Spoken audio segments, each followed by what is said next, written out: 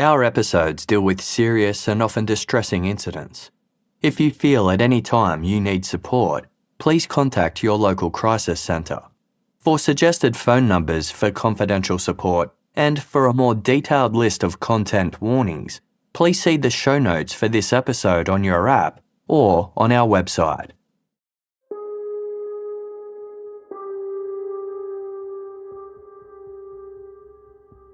At approximately 11:45 p.m. on Monday, April 24, 1995, Constable Robert Cross was manning the public information desk at the Ottawa Carlton Regional Police Headquarters when he saw a man approaching.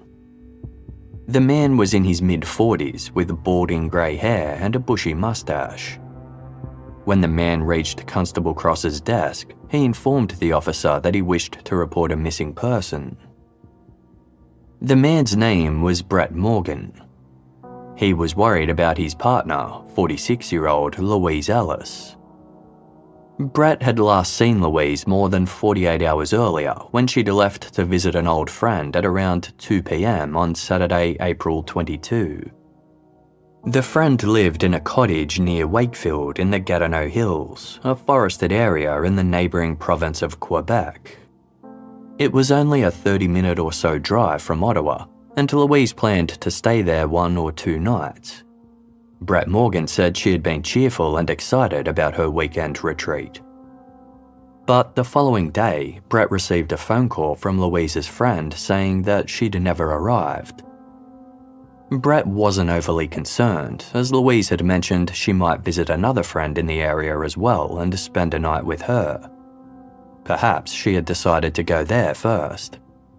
But when there was no sign of Louise by Monday evening, Brett began to raise the alarm. He called a number of Louise's friends asking if anyone had seen her. Nobody had.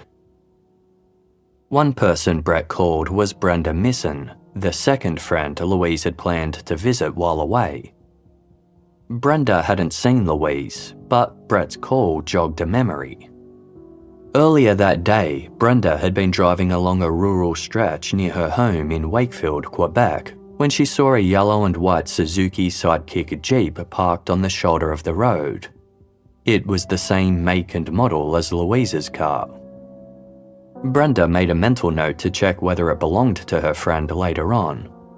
She had forgotten to do so until Brett's call reminded her. Brett rushed to meet Brenda and they inspected the car together. The license plates confirmed it was Louise's car. Its doors were locked. Inside, in the back of the vehicle, was a wrapped gift Louise had been taking for her friend's daughter, as well as Louise's overnight bag. Her handbag lay on the front passenger seat. Her wallet was inside, along with some cash and all her bank cards. There was no sign of Louise. Brett appeared calm as he relayed his story to Constable Robert Cross, but the officer could hear the worry and concern in his voice. The pair spoke for roughly 30 minutes while Constable Cross filled out the missing persons report with all the details Brett provided. During their conversation, Brett suddenly said something unexpected. He informed the constable that he had previously been convicted of killing a woman.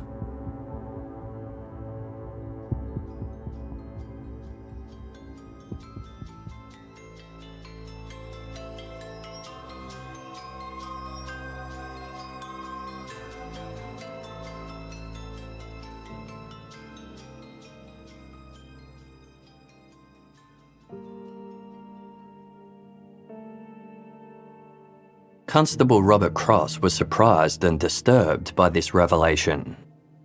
Brett Morgan came across as a loving and caring spouse who was genuinely concerned about his missing partner's welfare, so his admission that he had previously served time for killing another woman was shocking. Brett explained that his previous conviction was a long time ago. 17 years earlier, when he was in his late 20s, he had gotten mixed up in criminal activity, including break-and-enters and theft. One night during this period, Brett had been consuming drugs and alcohol with his then-girlfriend. At around 2:30 in the morning, he got into an argument with a woman named Gwen Telford, who'd lived in shared accommodation with them. Gwen was 21 and an accomplice to Brett's crimes. Brett had strangled Gwen and was subsequently convicted of manslaughter. He served 10 years, but following his release he was convicted of new charges relating to fraud, theft, forgery, and escaping custody. Constable Cross found Brett to be remarkably upfront about his criminal past, especially given the nature of his visit. His frank admission and willingness to honestly cooperate was totally at odds with what the officer would have expected for an individual with his history and a newly missing partner. Constable Cross informed Brett that if Louise had been harmed in some way, Brett's record meant that he would naturally be a suspect. Brett replied that he understood that and expected that. But he was adamant that he hadn't hurt Louise. She was someone he described as his soulmate and the person who had helped turn his life around. They had met 3 years earlier in March 1992, while Brett was serving his second sentence. Louise was attending a Supreme Court hearing into the wrongful conviction of a man for murder. She was a freelance writer and hoped to write a book about the case. As Louise sat in the public gallery, Brett Morgan was brought in shackled to testify as a witness. A former cellmate of his had admitted to being the true perpetrator of the crime, and Brett had come forward to testify. Louise, who was a fierce justice advocate, was struck by Brett's courage. His actions wouldn't make him popular with his fellow inmates. After Brett finished testifying, he was escorted back out of the courtroom. Louise followed him to the elevator, where he was flanked by 2 guards. She tapped one of the guards on his elbow and said, "I'd like to have a word with Brett." She then made eye contact with Brett and told him, "I think what you did was really brave." Brett smiled and thanked her. Louise subsequently wrote a letter to Brett and they struck up a friendship, then a romantic relationship while he served out his sentence. They communicated via letters, phone calls, and eventually had in-person visits. In 1994, Louise helped Brett with his parole application, hiring lawyers for him and staying in constant contact via the telephone. Her efforts paid off, and in May 1994, Brett Morgan left prison on parole. Louise was there to pick him up in her yellow Suzuki Sidekick, and she bought him an ice cream cake to celebrate on the way home. Brett moved in with her, and she had helped him establish a home renovation business. They had been a happy couple who were often observed by a neighbour sitting on the front porch together holding hands. Although Constable Cross saw nothing in Brett Morgan's demeanour that made him suspicious, Brett's background meant he couldn't be treated like an ordinary citizen. Constable Cross asked Brett if he would accompany him to the Criminal Investigation Department to speak with detectives. Brett agreed. He repeated his story to 2 detectives who listened attentively and took notes. They asked Brett to come back to the station the following day with photographs of Louise for a missing persons poster. Brett Morgan returned to the police station the following morning, accompanied by a friend of his and Louise. Detectives wanted to interview Brett again. Although he seemed anxious to get on with searching for his partner, Brett obliged. After the 90-minute interview concluded, Brett told his friends that the detectives had put quite a bit of heat on him during the interrogation, wanting to know all the details of his recent movements. Brett didn't seem happy about this development, but told his friend he would do whatever he had to if it helped them find Louise. As it stood, there was no evidence that a crime had been committed. All of the detectives who spoke to Brett Morgan found him to be a calm, polite and cooperative witness, as well as a clearly worried spouse. Brett's parole officer reported to detectives that Brett was doing well on parole and there seemed to be no problems between him and Louise. Detectives asked Brett if they could see Louise's will, and he obligingly showed it to them. It turned out that he was Louise's sole beneficiary, but by law he would receive nothing for 7 years unless she was confirmed to be deceased. Brett also handed over Louise's financial records and her private diaries. The following day of Wednesday, April 26, a search party assembled outside a restaurant in the town of Wakefield, Quebec, close to where Louise's car had been found. As well as Ottawa detectives and local police officers from Quebec, Brett Morgan and members of Louise's family were present. The group spanned out from the area of River Road where Louise's car was parked. There was nothing wrong with the vehicle that might have prompted Louise to abandon it there, and its tank was full of petrol. A couple who lived nearby told police they'd noticed the Jeep parked there since Saturday, April 22, the day Louise had left for her trip. It was towed to a nearby garage where an officer would later dust it for prints. The area surrounding River Road was densely wooded, and spring rain had made it muddy. Police officers and Louise's loved ones tramped through the cold, scouring the bushes and trees for any trace of Louise. They looked through piles of lumber and felled trees, as well as a nearby ridge that was dotted with boulders and a derelict car. They found nothing. Over the following days, divers would search the nearby Gatineau River, but also came up empty-handed.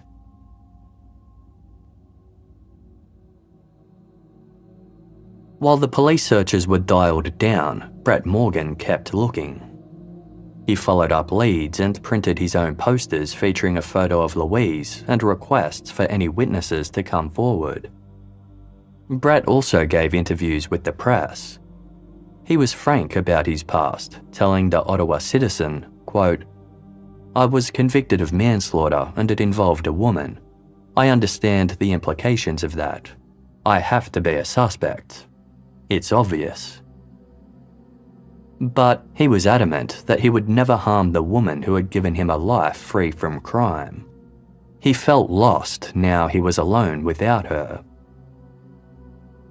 On Saturday, April 29, 1 week after Louise had gone missing, Brett spent the day standing at the site where Louise's Suzuki Sidekick was found, with a stack of his homemade posters.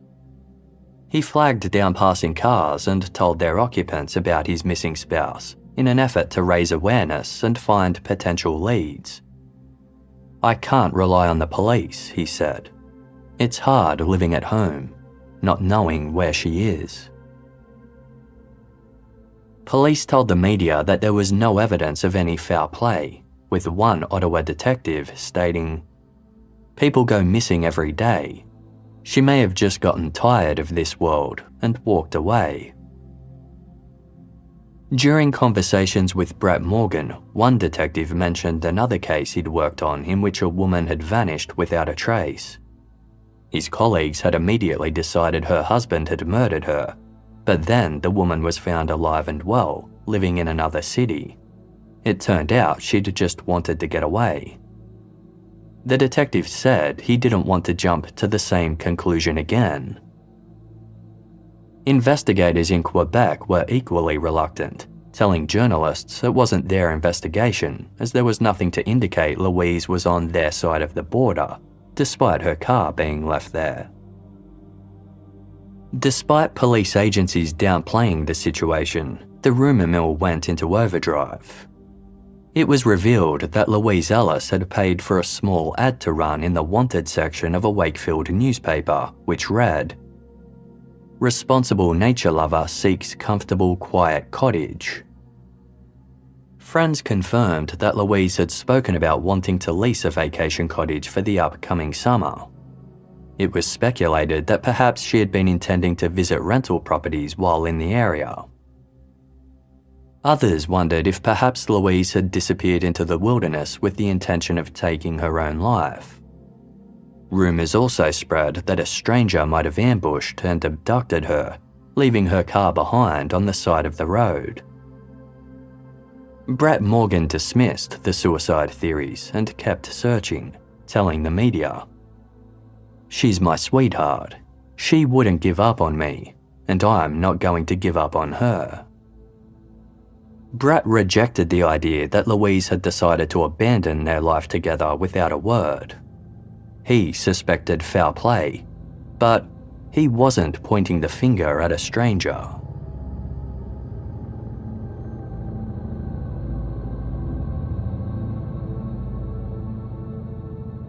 When Louise Ellis first met Brett Morgan, she was already in a relationship.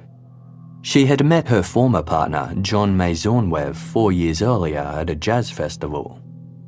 The pair moved in together several months after meeting, but it was a volatile on-and-off-again relationship.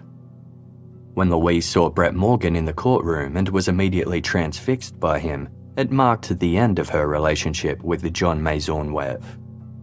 He left Louise after she started speaking with Brett regularly. John took the breakup badly. He refused to speak to Louise and the pair lost contact for over a year. Then they started talking again in the summer of 1994, not long after Brett Morgan was released from prison and moved in with Louise. There was no longer a romantic element to Louise and John's relationship, but they were able to become friends. John had a daughter from a previous relationship, and Louise was very fond of her. On the weekend that Louise went missing, John was the friend who she'd been planning to stay with in the Gatineau Hills. It was his daughter's 12th birthday, and Louise had packed a gift-wrapped book about horses for the young girl. Her car was found with this present inside, not far from John's cottage. Brett Morgan told police he didn't have a problem with Louise visiting her ex for the weekend, as he knew they were just friends. When he'd received a call from John Maisonneuve the day after Louise left saying she'd never arrived, Brett assumed she'd just decided to visit Brenda Misson instead. After Louise failed to return home and her car was found near John's cottage, Brett's attitude changed. Detectives knew they needed to speak to John Maisonneuve, and they visited him at his workplace, the University of Ottawa. He said that he'd last spoken to Louise on the evening of Friday, April 21, the day before she left. John had invited Louise to his family's cottage for dinner that night, but she had declined the invitation. John said that he hadn't been expecting Louise to visit the following day, even though Brett Morgan and one of Louise's friends were aware of this plan. Moreover, John had called his ex-wife on Sunday, April 23, to express his concern that Louise hadn't arrived. He'd also alerted Brett Morgan.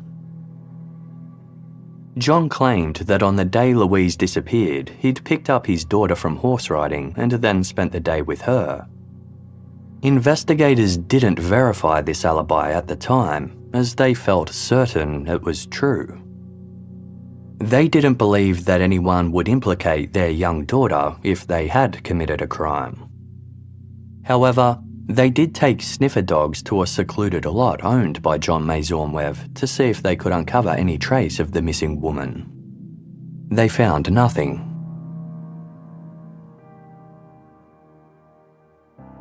With no sign of Louise and no evidence as to her whereabouts, the case stalled.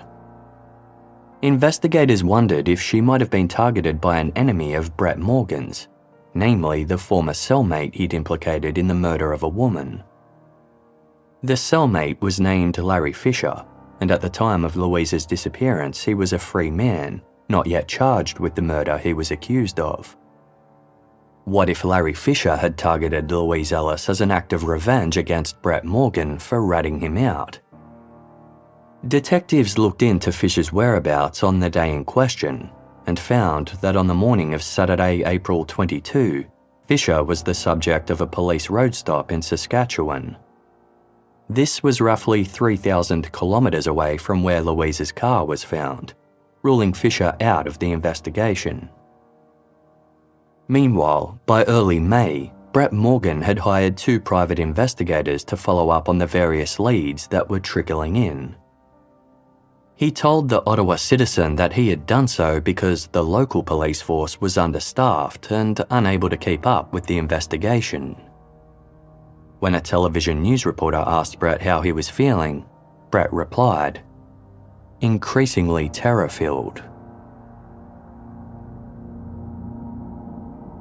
Marie Perrant was a businesswoman based in Saint-Pierre-de-Wakefield, Quebec. Originally from Scotland, she had relocated to Canada in 1990 in an effort to build a relationship with her estranged father, who was French-Canadian. Once settled, she took ownership of a restaurant and a video store, but neither of these businesses were her true passion. Marie was more interested in detective work. In February of 1995, she enrolled in a 3-month course at the Academy of Private Investigators, with a view to maybe becoming an investigator herself one day. As the course was nearing completion, Marie heard about the disappearance of freelance writer Louise Ellis.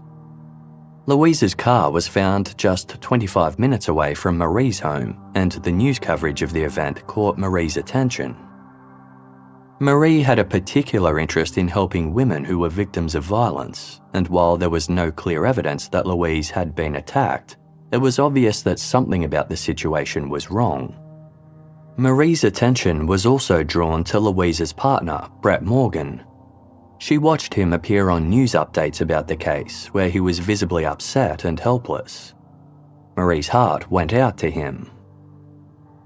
She wondered if Louise's disappearance could be a chance for her to practically apply the skills she learnt in her private investigator course. On Wednesday, May 17, 1995, Marie Perrant called Brett Morgan's home number and left a message on his answering machine, offering to help him. He called her back 2 hours later, but explained he already had 2 private investigators working the case, and he couldn't afford to pay a third.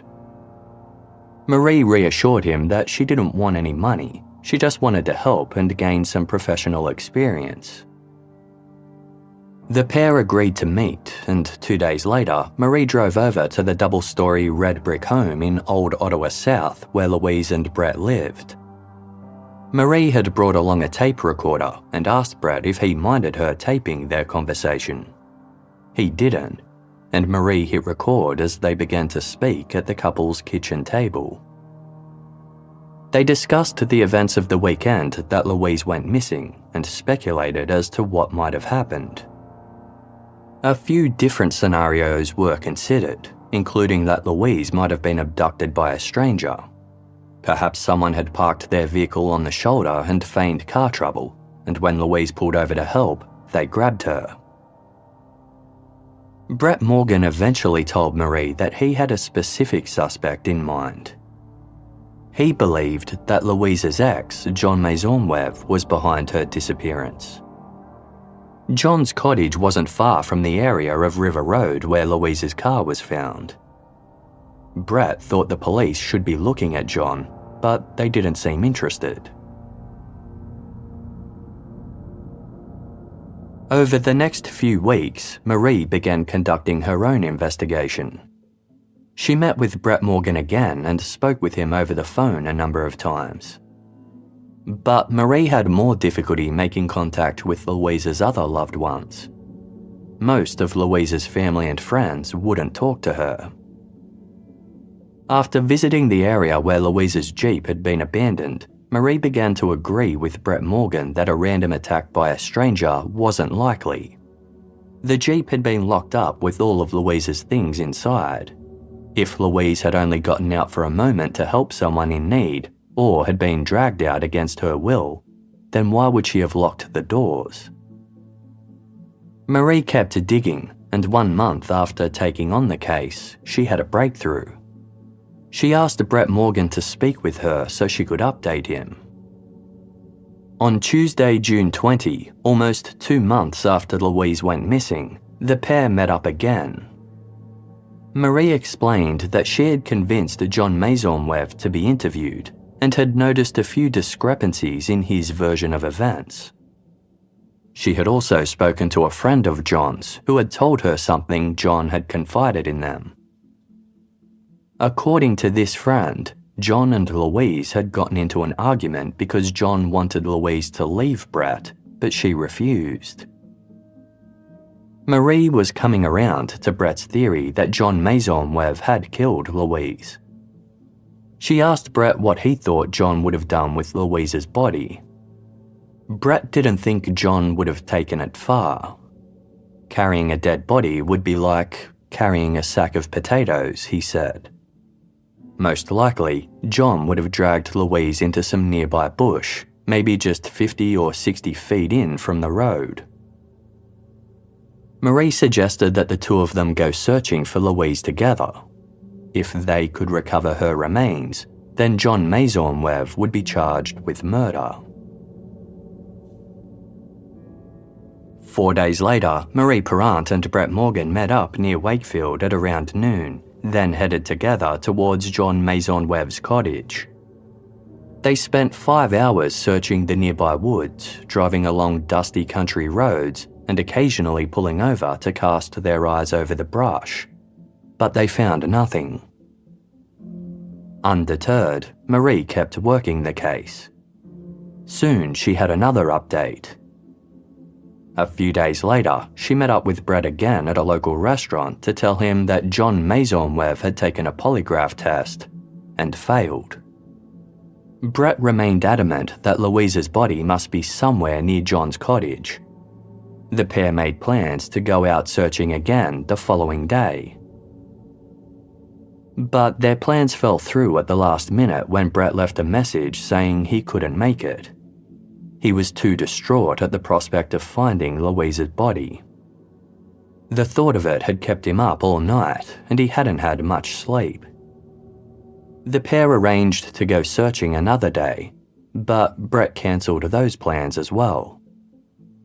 Frustrated, Marie told Brett that she was fed up with his lack of cooperation and by the way he was leaving all the work to her. Brett apologised, and the pair finally met up again at a local restaurant. They sat outside and drank beers while discussing the case. Marie told Brett that it was imperative they find Louise. The police wouldn't be able to lay charges without a body, and any inheritance that Brett was entitled to would be tied up as long as she was only a missing person. Brett finally acquiesced and said he would go looking with her the following day. On Thursday, July 6, 1995, Marie Perrant and Brett Morgan met up in Wakefield once again. They began to search a particular wooded section, with Brett driving Marie along various roads throughout the area. Sometimes he would backtrack over a road he'd just headed down, as though he was lost. At one point, he told Marie, "I don't have a clue where I am." Finally, they arrived at Irwin Road, an obscure dead-end dirt road about 10 kilometres west of Wakefield. A dense thicket of trees separated the road from the forest within.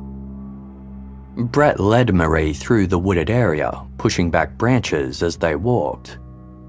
They exited the tree line and came across a clearing with a pine tree.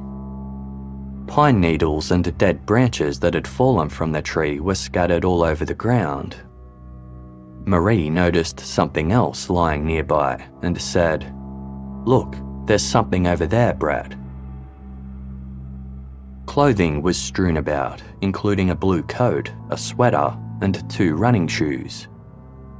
What appeared to be a bone was protruding from the sweater. Lying a couple of feet away from the clothing was dark brown human hair. And on a mossy patch right by the coat was a human skull. "It's Louise," said Brett Morgan, before bursting into tears.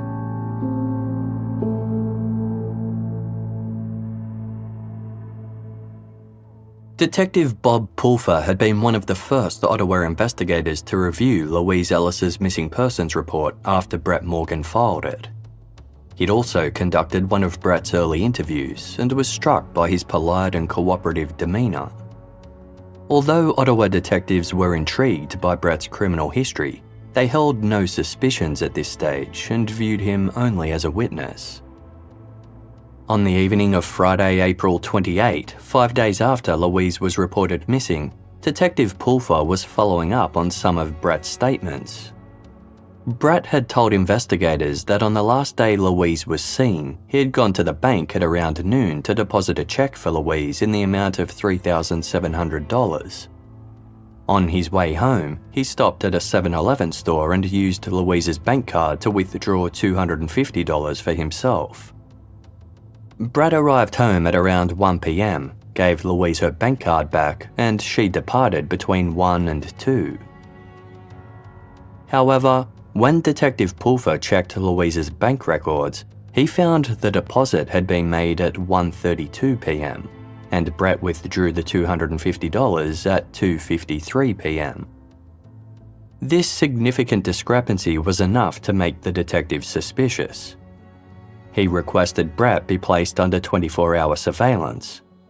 A wiretap issue was ordered and a bug was placed on Brett Morgan's phone. The discrepancy in Brett's statement wasn't the only cause for suspicion. Although he presented as a soft-spoken man with a rough past who'd redeemed his ways, the truth was more alarming. Decades earlier, when Brett Morgan was 15 years old, he had gotten into a romantic relationship with a girl 1 year his senior named Sandra, who became pregnant. Brett had lied to Sandra about his age, telling her he was actually 18, and when she found out the truth, she was deeply disturbed. The relationship soon turned abusive, with Brett hitting, slapping, and pushing Sandra. The young couple broke up, but Brett begged for a second chance. They got married, and Sandra gave birth to a boy named Christopher. The abuse continued and escalated, with Brett now choking Sandra, dragging her around by her hair, and throwing his boots at her. Once again, she left him, this time moving back to her hometown. She and Brett later reconciled, and the cycle of violence continued. Sandra became pregnant with the couple's second child, but during a fight, Brett repeatedly punched her in the stomach, which led to her losing the baby. In another argument, Brett smeared his own blood on the walls and told Sandra the only way they would part would be through death. Eventually, Sandra succeeded in escaping Brett and obtaining a divorce. In 1975, Brett Morgan entered into another relationship with a woman named Christine. He borrowed huge amounts of money from her with promises to repay it. He said he was expecting a huge insurance payout from the death of his daughter. He also claimed he was about to inherit a $30,000 property from his recently deceased aunt. But Christine never got her money back. She would later find out Brett had no daughter or aunt. Christine wanted out of the relationship. One night when they were out for dinner, she told Brett she was leaving him. He seemed to accept this, but then when they were driving home, he suddenly stopped the car and said, "If I can't have you, no one will." Then he grabbed her throat, hit her head against the car window, and began strangling her. Christine fought back desperately. Brett told her, "You fucking bitch, I'm going to kill you. Nobody leaves Brett Morgan." Christine thought she was going to die. She was aware there was a police cruiser with its lights on up ahead and traffic had formed in a line behind it. Christine managed to open the passenger door and throw herself out of the vehicle. There was a taxi nearby and she got in. Brett Morgan would later track her down and beg for her forgiveness through tears, but Christine left Canada for Florida and never saw him again. Then there was the case of Gwen Telford, the 21-year-old woman who Brett Morgan had killed in 1978. Gwen had a 3-year-old daughter and did sex work to support her child. She was good friends with Brett Morgan's latest girlfriend, though Brett himself disliked Gwen and often made derogatory remarks about her. The three had lived together in shared accommodation until Gwen moved out in late October of that year. She began staying in a hotel while looking for something more permanent. At around 2:30 a.m. on Friday, November 3, Brett and a 17-year-old girl went back to Gwen's hotel room with her. The three sat around for about an hour, drinking a bottle of wine. Then Brett suddenly stole money from Gwen's purse and ordered her to undress. She did. Brett told the 17-year-old to go into the bathroom or he would kill her also. He bound Gwen's hands behind her back with a pair of pantyhose, then shoved her down on the bed.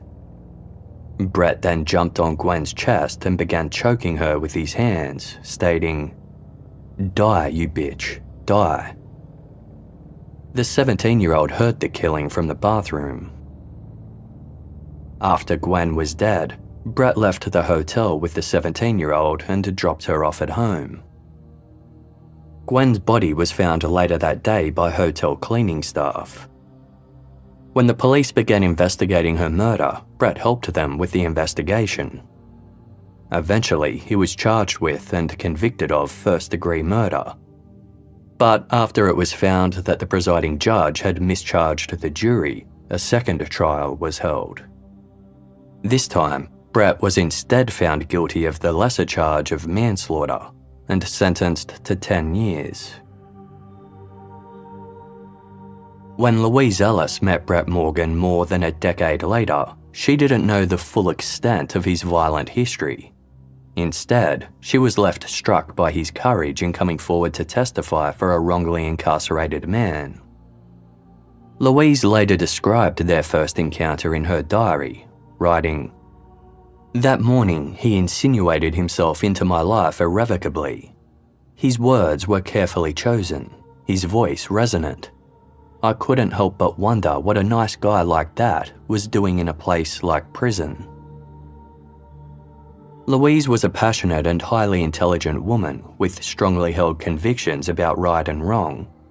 She'd struggled with romantic relationships in the past, finding them hard to sustain when the early honeymoon phase gave way to the ordinary nature of everyday life. In Brett Morgan, she saw someone with whom she could have the all-consuming love she so desired. She was attracted to what she saw as his honesty and simplicity.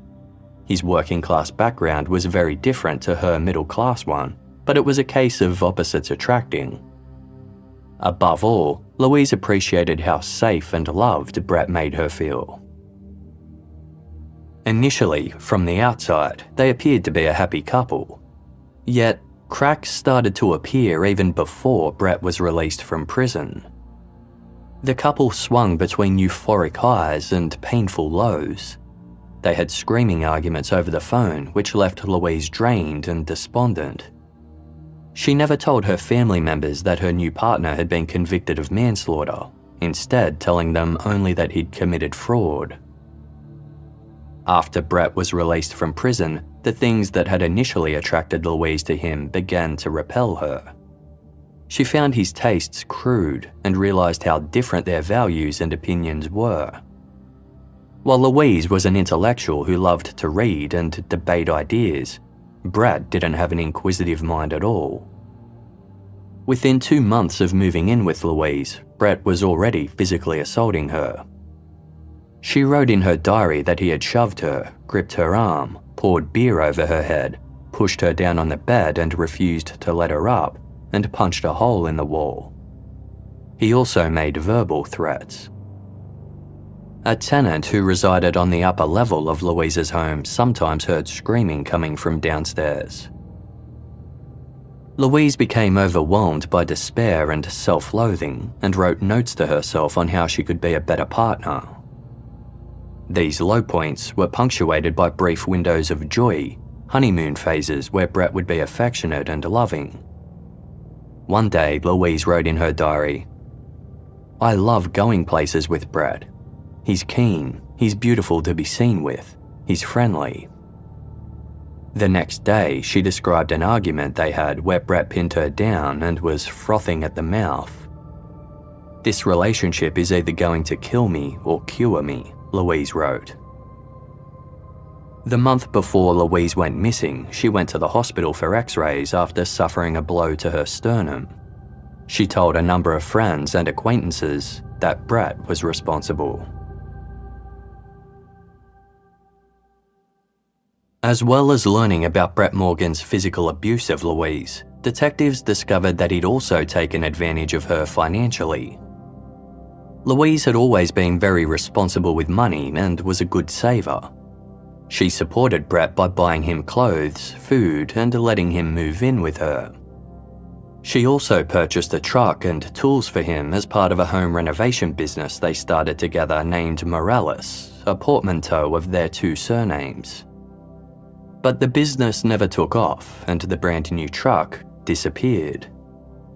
Brett would say it had been taken by a biker gang that was shaking him down. The gang was supposedly extorting Brett as revenge for his testimony against his former cellmate, Larry Fisher. Louise complained to friends that Brett would take her bank cards without asking and withdraw cash. He rapidly drained her bank account and ran up her credit card debt. 4 months before Louise vanished, Brett forged a check on her personal line of credit for $7,000. The next month, he forged another for $5,400. When Louise discovered Brett was stealing from her, he claimed he needed the money to pay off the biker gang. Brett didn't just steal from Louise, he targeted her loved ones too. On one occasion, Brett helped out Louise's father by performing some repairs on his bathroom. After Brett left, Louise's father discovered that one of his credit cards was missing. It would later be traced back to friends of Brett's who used it in a shopping spree. Brett's abuse and stealing took a toll on the relationship, and in December 1994, Louise asked him to move out. The following month, he moved into his own basement apartment, but he was told to leave in February after someone broke into the landlord's home upstairs. Louise took him back. They agreed it would be a temporary fix, with Brett moving out again on May 1. He had told investigators that their decision to live separately didn't mean their relationship was in trouble. By April 1995, Brett owed Louise more than $23,000. He said he would pay her back as soon as a friend from Toronto named Bob lent him the money. Bob was apparently going to wire Brett the money by mid-April, and Brett would then transfer it to her. Louise was extremely anxious to receive the funds, telling friends she was down to her last $200. She also told them that her relationship with Brett was over, whether he paid her back or not. She was sick of him controlling and using her. On Friday, April 21, the day before Louise went missing, she called her bank at least twice to check whether a bank transfer had come through. It hadn't. After police began bugging Brett Morgan's phone, they soon intercepted regular calls he was having with a Scottish woman named Marie Perrant. On Tuesday, June 15, about a month into Marie's contact with Brett, an Ottawa detective contacted her to ask how she knew Brett Morgan. Marie explained that she was an aspiring private investigator who had been working with Brett. Although she'd initially reached out to him due to sympathy, the truth was she'd been experiencing certain doubts ever since their second meeting. While listening over her tape recording of that conversation, Marie had noticed something strange. They had been discussing Louise's car and the way it was found. Marie asked Brett whether the driver's seat was still in the same position it would have been if Louise was the last to drive it. If it had been pushed back, that might indicate a taller man had left the car there. Brett replied, exactly the way I left. Then he abruptly stopped, as though catching himself, and changed his answer to exactly the way Louise left it. On reflection, this struck Marie as suspicious. She'd also noticed other things. Most of Louise's clothing and jewelry had gone, as though she wasn't expected to return. Nor were there any women's toiletries in the home's bathroom. When Louise's loved ones found out that Marie was working with Brett Morgan, none of them would speak to her. They were all convinced that he was behind her disappearance. Detectives Bob Pulfer and John Savage asked Marie if she would visit the police station and bring her taped interviews with her. She agreed. During their meeting, Detective Bob Pulfer asked Marie what she thought had happened to Louise. She told him that she thought Brett Morgan had murdered her.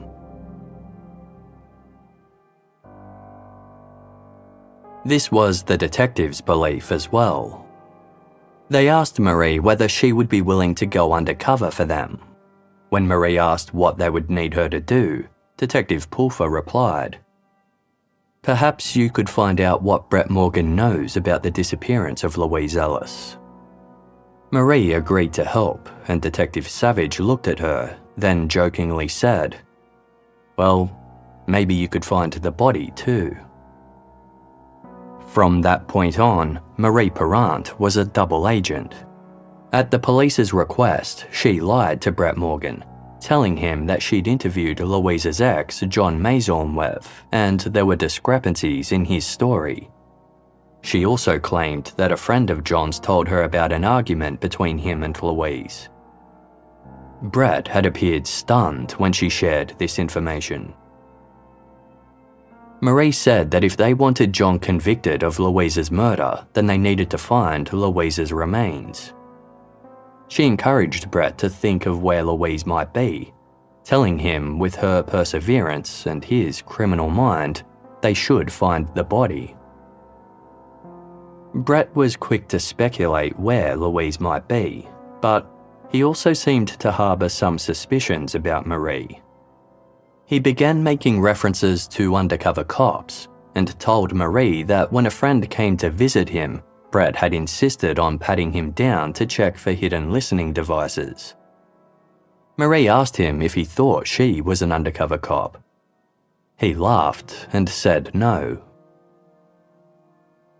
During their first search for Louise's remains, Brett pulled out a bandana and, without saying a word, wrapped it around Marie's neck.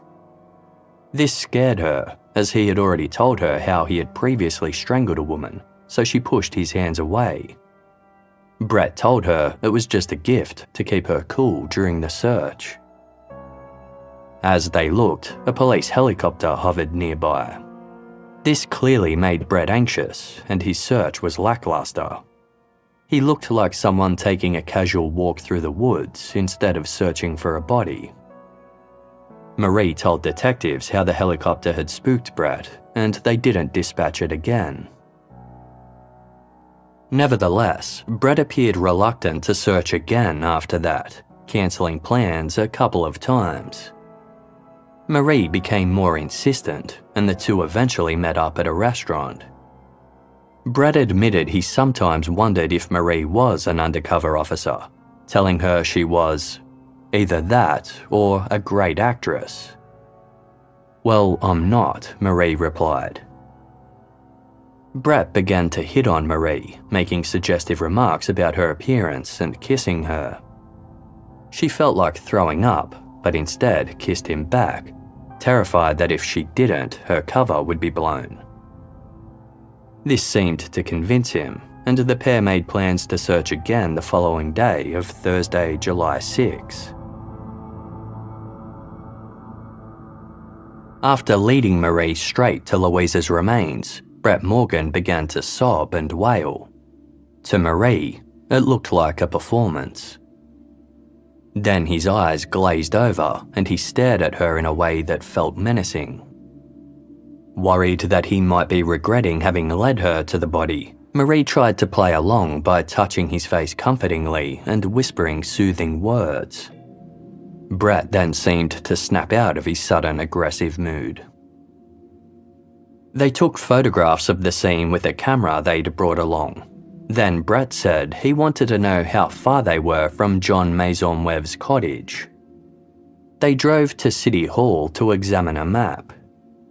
Brett estimated the spot where Louise lay was roughly 2 miles from John's cottage and said happily, "That's pretty close, you know."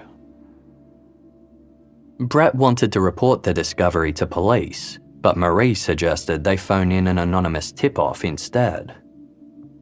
After they parted ways, she phoned Detective Bob Pulfer and took him to the remains.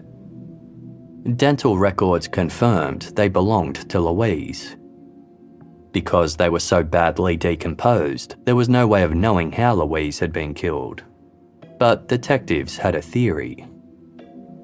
They knew that Louise was on the verge of leaving Brett, which would cut him off from her money. If she reported him for his fraudulent activity, his parole may be revoked. The bathroom was the only room in the house with no windows and nowhere to run. During a search of the home, police had noticed the shower curtain was missing. Brett had told them it ripped when he tried to clean it in the washing machine, so he'd thrown it out. But detectives suspected that Brett had attacked Louise while she was in the shower.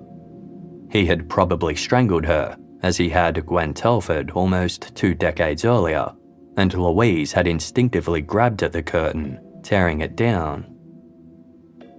Brett had later wrapped Louise's body in the curtain and placed it in the trunk of her Suzuki Sidekick Jeep. He had dumped her in a location close to John Maisonneuve's property in an attempt to frame the other man. Because of Brett's criminal background, he knew he needed to deflect attention to another suspect. Then he had abandoned Louise's vehicle in a secondary location that was also near John's property, before cycling home on a bike he'd stashed in the vehicle. Brett's seemingly cooperative demeanour and public pleas to the press were further attempts to appear innocent. It was a role he'd taken on previously after killing Gwen Telford, when he initially aided police in their investigation. Although he appeared to be conducting his own searches for Louise in the first weeks after she went missing, police surveillance revealed he'd only spent a total of 4 hours and 45 minutes doing so. These brief searches took place over 4 different days in the area where Louise's car was found. In addition to searching with Marie Perrant twice, he'd also gone out once with a friend and another time with a reporter. There didn't appear to be any systematic searching. Police surveillance also revealed that Brett had started a new relationship with a woman just 6 weeks after Louise went missing, despite presenting himself as a grieving and heartbroken spouse, lost without his soulmate. The Gatineau Hills were a sprawling area, and there were so many secluded spots around the Wakefield area that police believed locating a body there would be like finding a needle in a haystack. They were certain that only Louise's killer was capable of finding her. Brett discovering Louise after very little searching finally gave them the evidence they needed to charge him.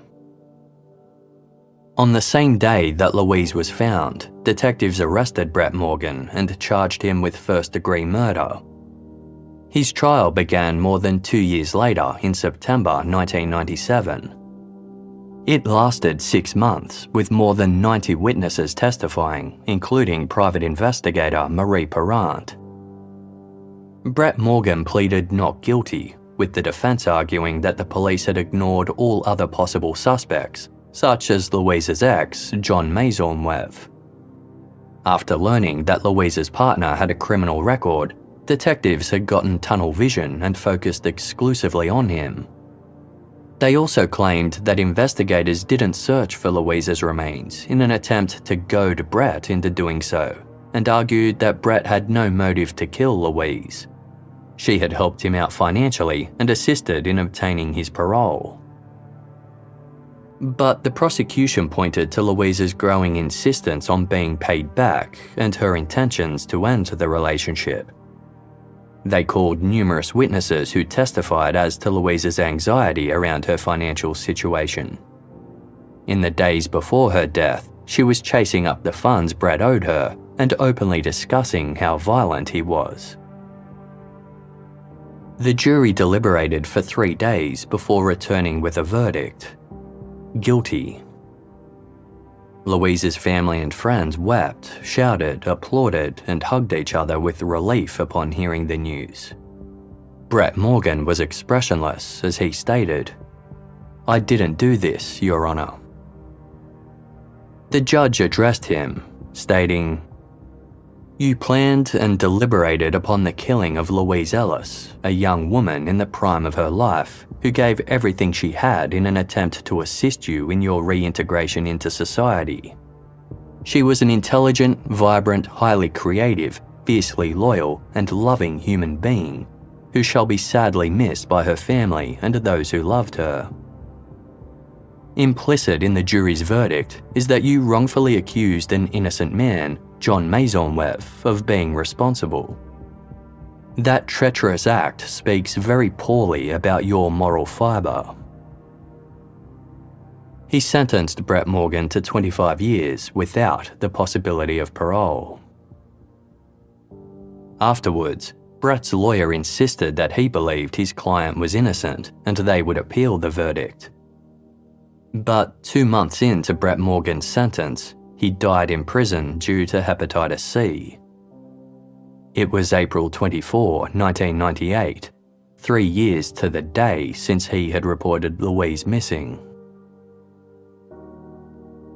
For Marie Perrant's role in convicting Brett Morgan, police awarded her $4,600. She later told the National Post that she was offended by this reward, saying, "It felt like a slap in the face after all I had done." Over the years, Marie has appeared in multiple documentaries to discuss her role in the Louise Ellis case, and has been working on a memoir about her time as a private investigator. After Brett Morgan's trial, Louise's father, brother, and sister said that the result had restored their faith in the justice system. Although they were still overwhelmed by pain, knowing that Louise had been found and her killer punished helped somewhat. Louise's father, Alan, said he would forgive Brett Morgan for his actions, stating, "Never return evil for evil. Never." After Louise's remains were recovered, a funeral was held at Glebe St. James United Church in Ottawa. 200 mourners packed into the space to memorialise Louise, who was remembered as a passionate, artistic, and intellectual woman who was deeply spiritual and had great integrity. She was an excellent cook and a very talented writer. In 1976, she wrote and illustrated a children's book titled The Alpha-Veg-Debate, which taught children about the alphabet and vegetables. The minister presiding over the service encouraged all those present to remember Louise's story, stating, "If there is anger here this afternoon, I hope it is a righteous anger. Louise, her life and her death, calls us to action. Women are abused every day, and it is not right. Not now, not before, and not again."